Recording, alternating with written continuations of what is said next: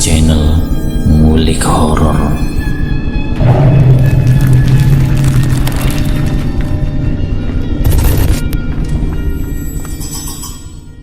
Assalamualaikum warahmatullahi wabarakatuh. Jumpa kembali di channel Ngulik Horor. Channel kami menceritakan tentang kisah-kisah misteri yang mungkin bisa menemani agan-agan dan sista semua ya. Dalam kesempatan kali ini saya akan membawakan cerita yang ditulis oleh Ratna Dewi Lestari. Kalian juga dapat mengunjungi page beliau langsung ya. Nanti link saya akan sediakan di kolom deskripsinya. Oh ya, seperti biasa dalam cerita ini nama dan tempat saya samarkan semua untuk menjaga privasi pihak yang terlibat di dalamnya. Yuk daripada kita lama-lama langsung saja kita simak ceritanya. Kali ini saya akan membawakan kisah misteri yang berjudul Anak Genderuwo. Malam itu rembulan bersinar sangat terang. Cahayanya indah menerangi setiap sudut di desa Kemangi. Semilir angin ditambah rintikan hujan membuat udara menjadi sangat dingin. Suasana sepi, semua orang malas untuk berada di luar. Mereka memilih mendekam dan bercengkrama di dalam rumah. Tapi tidak dengan Warsi. Wanita muda berumur 20 tahunan itu masih setia menunggu suaminya di teras rumahnya. Suaminya Anto yang berprofesi sebagai tukang ojek memang selalu pulang larut malam. Dalam keremangan malam, Warsi menatap jalan setapak yang tak jauh berada dari gubuknya. Pantulan cahaya bulan menerangi langkah seseorang yang ia sangat kenal. Ia yakin itu suaminya Anton, walaupun nampak dari kejauhan. Hatinya diliputi kekhawatiran. Di manakah motor suaminya? Mengapa ia berjalan kaki dalam keadaan malam begini? Seketika Warsi berdiri dan berlari menyambut suaminya yang baru masuk ke halaman rumahnya. Perasaan cemas dan kalut membuatnya tak sabar menunggu Anton sampai di rumah. "Mas, kenapa dengan motormu? Kenapa kamu jalan kaki, Mas?" tanya Warsi cemas. "Tadi motornya mogok, Dek. Mas menitipkan di bengkel Solihun dulu," jawabnya datar. Warsi merasakan keanehan melihat sikap suaminya. Ia tampak tidak seperti biasanya. Tak banyak canda gurau, sikapnya datar. Tapi Warsi merasa lega, suaminya baik-baik saja. Warsi menggandeng suaminya masuk ke dalam rumah. Setelah menyediakan kopi, Warsi memasak air panas untuk mandi Anton. Ya, Anton memang terbiasa mandi malam setelah selesai bekerja. "Mas, kok tumben pulangnya jam 9? Biasanya juga pulangnya larut malam," cecar Warsi. "Iya, Mas lagi dapat rezeki. Ini untuk kamu," jawabnya seraya menyerahkan uang 3 lembar uang 100 ribuan. Mata Warsi berbinar melihat uang yang tak biasa di depannya. Biasanya Anton hanya membawa uang 50-100, itu paling banyak. Kali ini Anton membawa 3 lembar 100 ribuan. Ini rezeki nomplok. "Dek, kan udah dikasih duit banyak. Mas minta jatah dong. Mumpung suasananya mendung nih, dingin-dingin enak nih kayaknya," ledeknya menirukan gaya kapakan burung. Wajah Warsi memerah. Dalam hati ingin menolak karena lelah mengurus rumah seharian. Tapi ia takut Anton marah dan mengambil kembali uangnya. "Iya deh Mas, tapi aku mandi dulu ya," jawabnya manja. "Tidak usah Dek, kamu cantik apa adanya. Sudah sejak lama aku jatuh hati padamu, termasuk dengan aroma tubuhmu," pujinya. Warsi sempat terheran mendengar ucapan suaminya. Yang ia tahu Anton tidak romantis, bahkan ia terkesan cuek. Tapi lagi-lagi semua perasaan itu ditepis Warsi. Anton berdiri mendekati Warsi. Warsi tergagap ketika tangan kekar Anton menggapai pinggangnya. Dengan gagah Anton menggendong Warsi menuju peraduannya. Warsi tersipu malu berada di dekapan suaminya. Aroma ubi rebus semerbak tiba-tiba merasuki hidungnya, entah dari mana asalnya. Belum sempat bertanya, tubuh Warsi sudah terhempas di atas ranjang. Anton seketika melucuti semua pakaian yang ia kenakan. Warsi memandang dengan tatapan heran. Begitu sekilas ia tidak melihat pusat suaminya. Tapi lagi-lagi bibir Warsi seperti menutup rapat dan tidak mampu bicara. Ia seperti terhipnotis. Anton berubah menjadi sangat ganas. Berkali-kali ia membuat Warsi kewalahan. Tidak seperti biasanya, malam ini Anton seperti punya kekuatan super. Selama menikah baru kali inilah Warsi merasakannya. Warsi terkulai lemas. Perang malam ini Warsi kalah telak. Dengan puas Anton bangkit dari ranjangnya. Diambilnya handuk dan sebelum pergi ia menatap istrinya penuh kepuasan. Akhirnya, sekian lama menunggu aku bisa menikmatimu. Terima kasih untuk malam ini, ucapnya disertai senyuman sinis mengembang yang terkesan mengerikan. Entah kenapa Warsi merasa sangat merinding. Apalagi sedari tadi ia mencium bau ubi rebus yang menyengat. Tapi seketika hilang ketika suaminya melangkah menuju kamar mandi yang terletak di belakang rumahnya. Dengan malas Warsi bangkit dari tempat tidurnya. Siapa kiranya malam-malam begini datang bertamu. Waktu sudah menunjukkan pukul 10:30 malam. Mas, cepat buka pintunya dong. Lama sekali di kamar mandi, teriak Warsi. Sudah setengah jam menunggu tapi Anton belum juga nampak keluar dari kamar mandi. Warsi pergi menuju ruang tamu dengan berat hati. Dibukanya pintu dan... Lama amat sih dek, Mas sudah capek panggil-panggil dari tadi. Setengah jam tahu menunggu di sini. Mas Anton. Warsi tergagap. Kok Mas di luar? Motornya sudah balik ya? Kapan Mas keluar? Cecarnya. Motor Mas gak kenapa-kenapa kok. Mas juga baru pulang ini. Kenapa dek? Jawab Anton heran. Seketika dada Warsi merasa sesak. Jika di hadapannya ini suaminya, lantas siapa tadi yang ada di dalam dan menjamah tubuhnya? Brak! Warsi tumbang dan tidak sadarkan diri. Dek, bangun dek. Anton berulang kali membangunkan Warsi tapi tak kunjung sadar. Akhirnya Warsi dibopong masuk ke dalam kamar. Tanda tanya menggelenyut di pikiran Anton. Apa sebab dari pingsannya Warsi, istri tercintanya? Malam kian meremang. Angin dingin semilir menggeretak ranting dan dedaunan. Tetesan hujan bak alunan musik di malam hari memecah keheningan. Anton sudah tertidur lelap. Dengkurannya nyaring bak lantunan lagu yang memekakan telinga. Warsi terbangun karena dengkuran suaminya. Pegal di seluruh badan. Warsi terdiam dan mengingat-ingat kejadian barusan. Apakah mimpi atau memang nyata?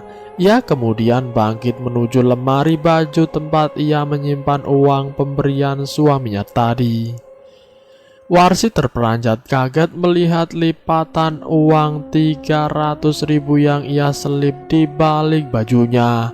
Uang itu kini berubah menjadi dedaunan kering. Warsi terdiam terpaku. Kejadian ganjil itu membuat bulu kuduknya meremang. Apalagi saat ia rasakan ngilu di sekitar area kewanitaannya. Ia semakin yakin bahwa kejadian itu nyata. Warsi tak ingin suaminya ikut khawatir. Ia berencana menyimpan rahasia itu sendiri. Malam itu Anton berpamitan pergi tahlilan di rumah tetangganya yang masih satu RT dan jaraknya tidak begitu jauh dari kediamannya. Sengaja ia berjalan kaki sembari berbincang bersama tetangganya yang lain.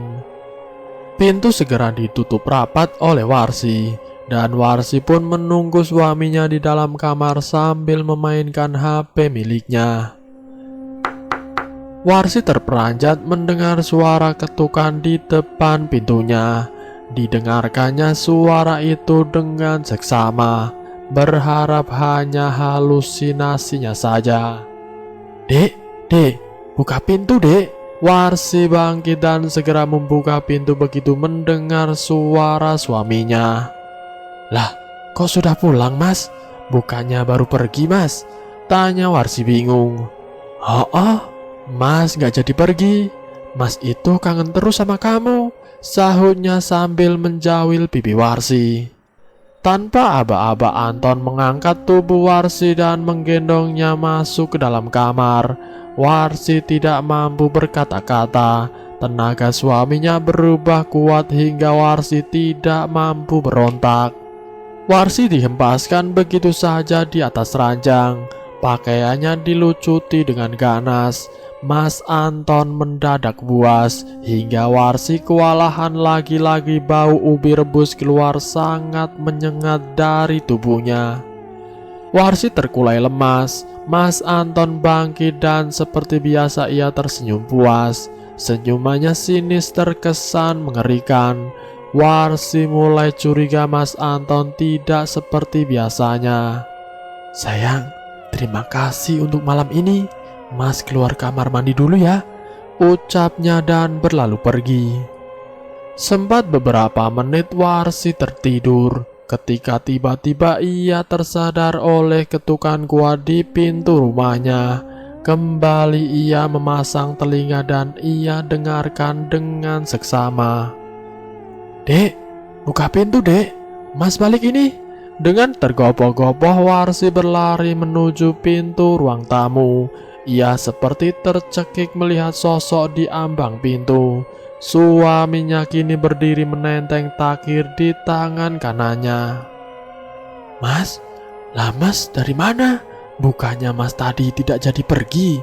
Tanya Warsi tergagap. Pergi dek, ini buktinya mas bawa nasi takir. Yuk kita makan berdua, ajaknya sembari masuk ke dalam rumah. Darah Warsi seketika berdesir, jantungnya serasa mau copot. Tubuhnya melemas dan Warsi menggelosor di lantai. Lagi dan lagi kejadian janggal itu terjadi. Warsi menangis. Ia kalau tak tahu harus berucap apa. Ia bingung apa yang harus ia katakan pada Mas Anton.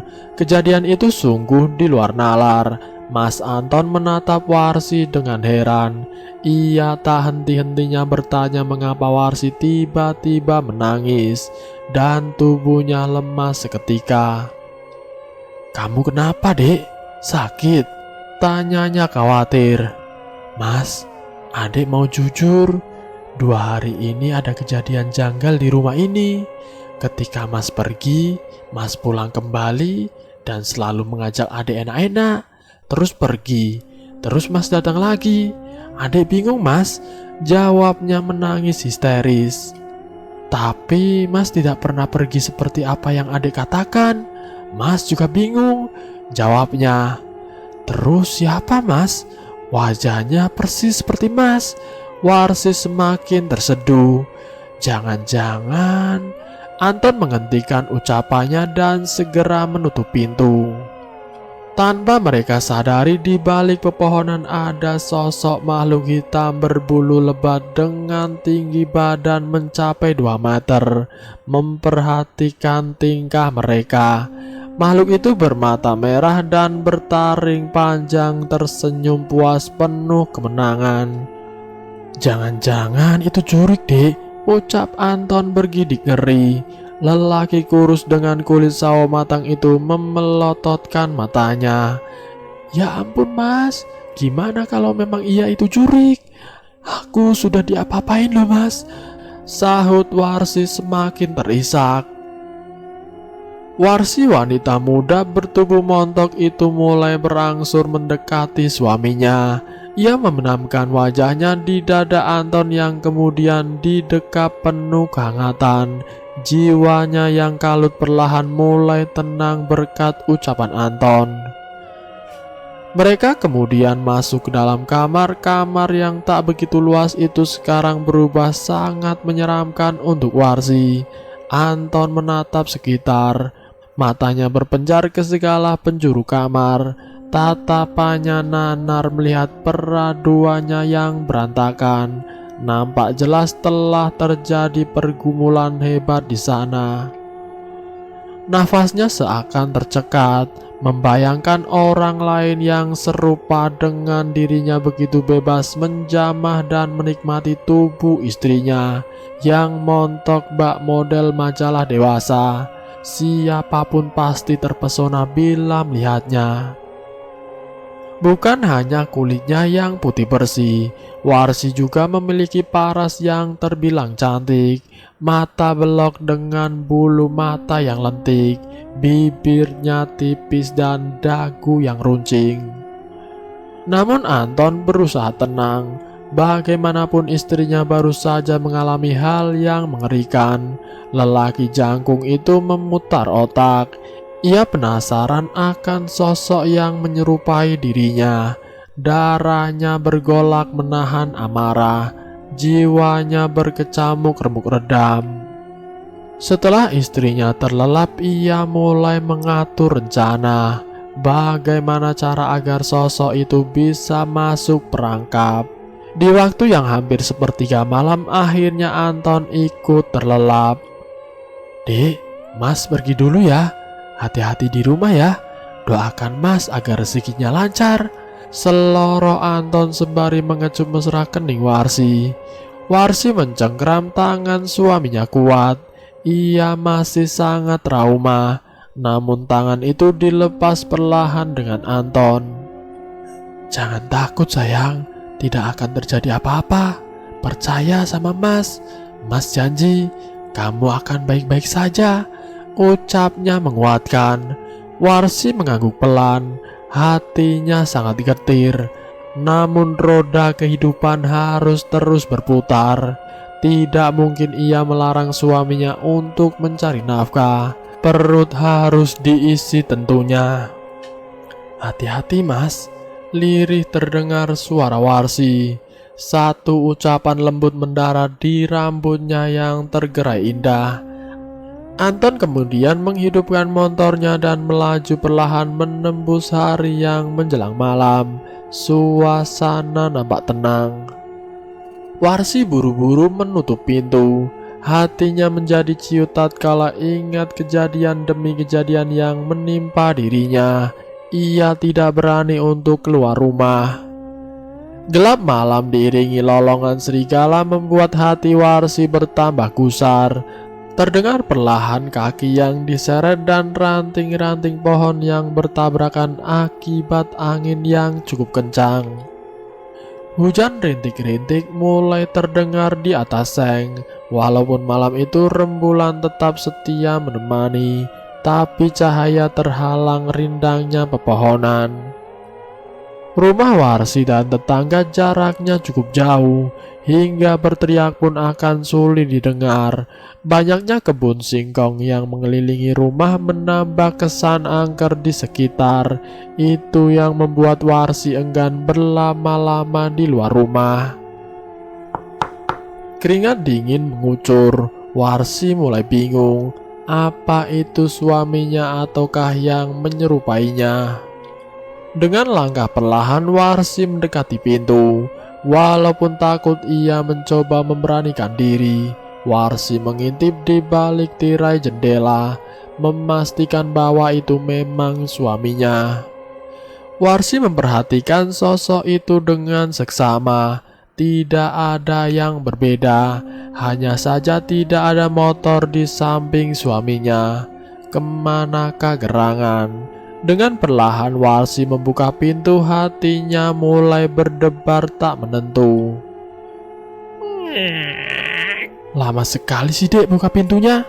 Mas nunggu dari tadi nih, ucap Anton begitu pintu terbuka.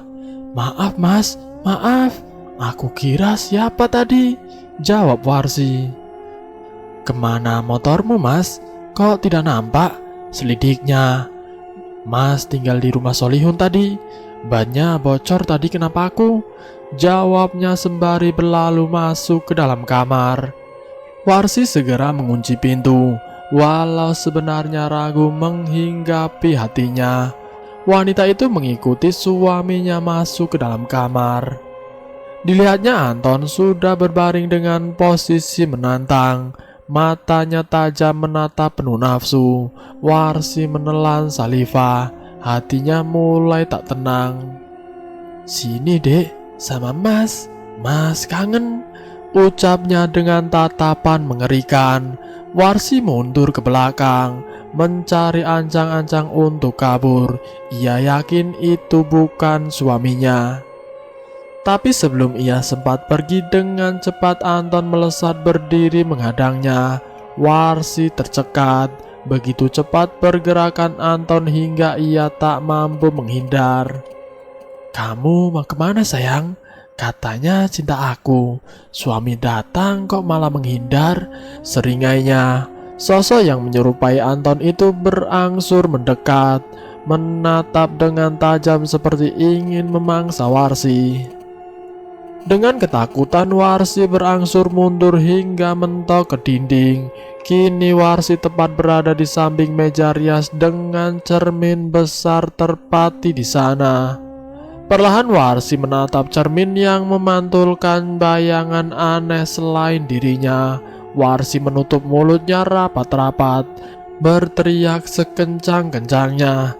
Bayangan itu, sosok berbulu hitam lebat menggapi dirinya dengan tangan besarnya. Kukunya panjang dengan taring menjuntai. Matanya merah menyala dengan liur yang menetes perlahan. Wajah serupa gorila raksasa itu kini mendekap Warsi dengan beringas.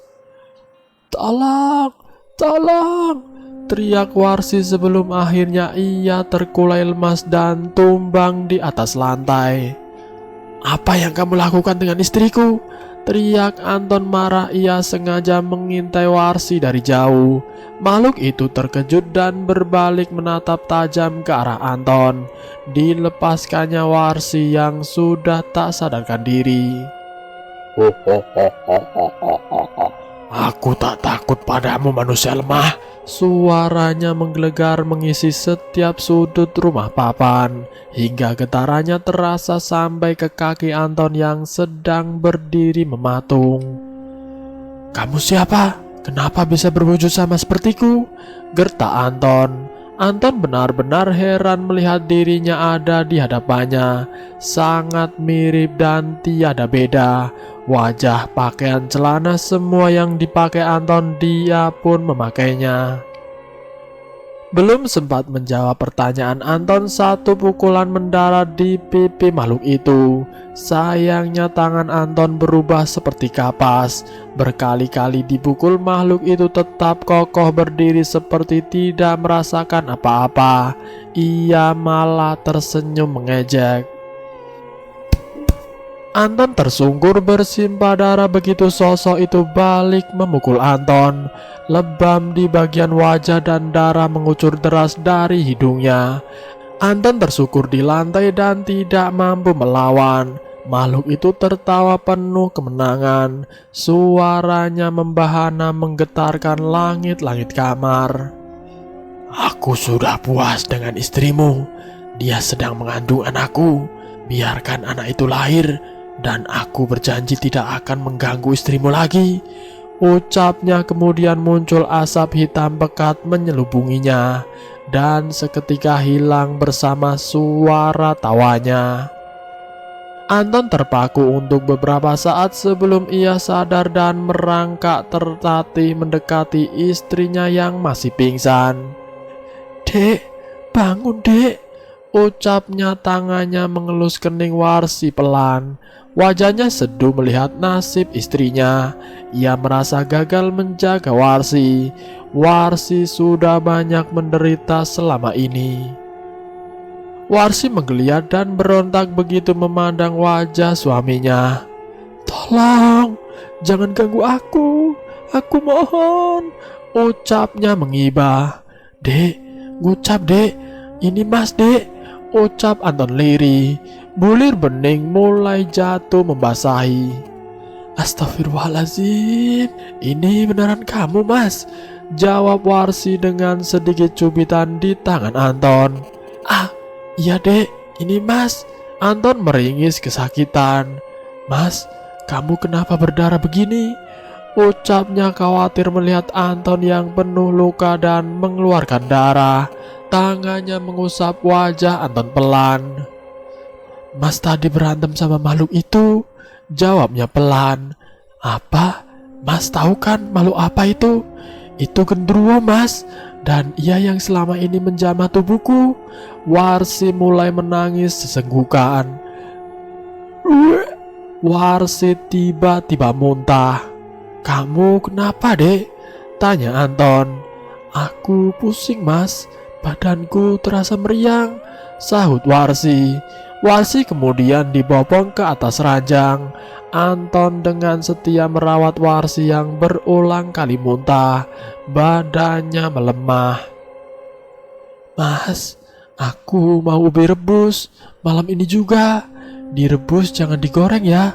Dan ubinya harus cabut malam ini juga," perintah Warsi. "Tapi dek, di dapur kan ada ubi yang sudah mas ambil tadi pagi. Ini sudah lewat tengah malam dek. Di luar juga lagi gerimis," sanggah Anton keberatan. "Pokoknya aku mau malam ini juga mas cabut ubinya. Kalau tidak mau, aku sendiri yang ambil," jawab Warsi marah dengan tolakan suaminya. Anton menghela nafas panjang.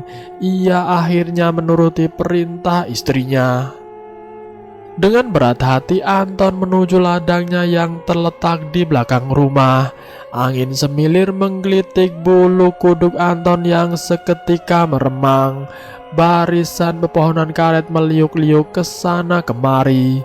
Suara burung malam berdendang mengisi keheningan malam. Anton ingin segera menyelesaikan tugasnya. Ia mulai takut. Gerimis yang mulai berjatuhan membuat kepalanya semakin pusing. Ia merasa sedang diawasi. Berulang kali Anton menghadap ke sana kemari, seperti ada suara yang memanggil. Namun ternyata nihil. Tidak ada seorang pun di sana selain dirinya. Pantulan sinar bulan melukis bayangan Anton dalam kesunyian malam. Anton bernafas lega ketika tugasnya selesai. Dengan tergesa ia kembali masuk ke dalam rumah. Dengan sigap Anton memasak ubi rebus untuk istrinya. Ubi rebus hangat kini terhidang dan Warsi segera melahapnya. 1 piring ubi rebus habis dalam sekejap hingga tidak tersisa. Anton menatap dengan heran. Tanpa menunggu aba-aba, Warsi langsung tertidur pulas. Anton heran melihat tingkah laku istrinya. Ia pun ikut berbaring di samping Warsi. Tubuhnya lelah pergumulan itu menyisakan sakit di seluruh tubuh. Dan ini baru awal. Anton tahu esok hari akan lebih berat. Tapi Anton berjanji akan terus bersama Warsi. Penderitaan ini harus segera berakhir dan bersambung. Itulah kisah misteri yang berjudul Anak Genderuwo bagian yang pertama.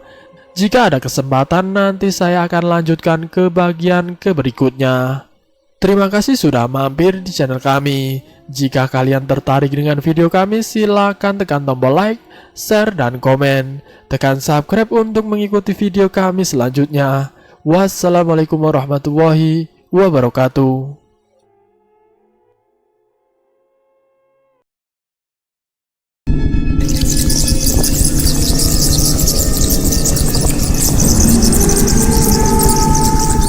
Selamat datang di channel Ngulik Horor.